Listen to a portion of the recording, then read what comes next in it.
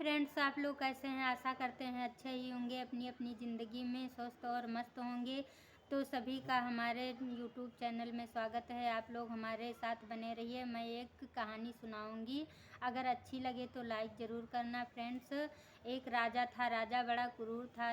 उसने एक दिन अपने महल में शर्त रखी थी। सभी मंत्रियों को बुलाकर कहा कि ठंडी का मौसम है और जो व्यक्ति रात भर तालाब में खड़ा रहेगा मैं उसको इनाम दूंगा।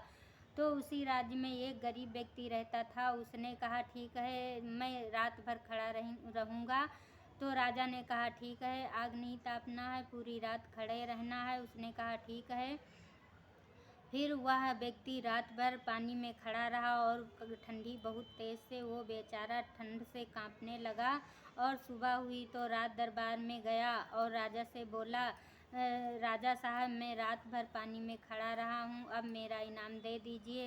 राजा बहुत क्रूर था। उसने कहा आपने कैसे पानी में खड़े होकर रात गुजारी?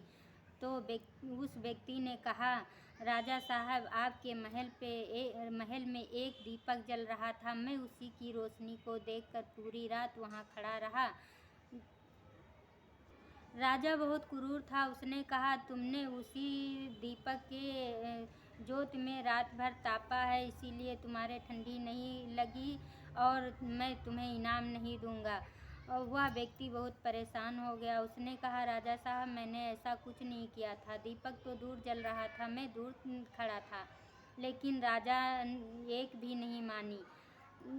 इसके बाद वह व्यक्ति बीरबल के पास गया और बीरबल से पूरी बात बताई। बीरबल ने सोचा और कहा ठीक है, जब तुम्हें कल बुलाया जाए तो हमको बताना।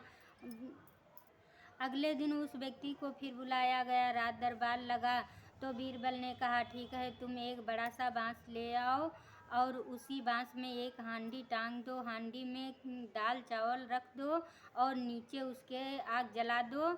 और जब तुम्हें कोई बुलाने आए तब यही कहना कि जब मेरी खिचड़ी बन जाएगी खा के तब आऊँगा, चाहे कितना भी ज़रूरी काम ना हो, लेकिन तुम नहीं जाना।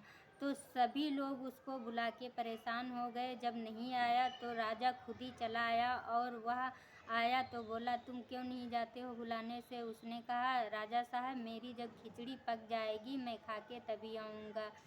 तो राजा साहब ने कहा कि तुम मूर्ख हो, इतनी ऊंचे तुम्हारी खिचड़ी टंगी हुई है, इतना लंबा बांस है, तुम नीचे जला रहे हो, ये कब पकेगी? तो बीरबल बड़ा होशियार थे। उसने सारी उसको आइडिया बता दिया था।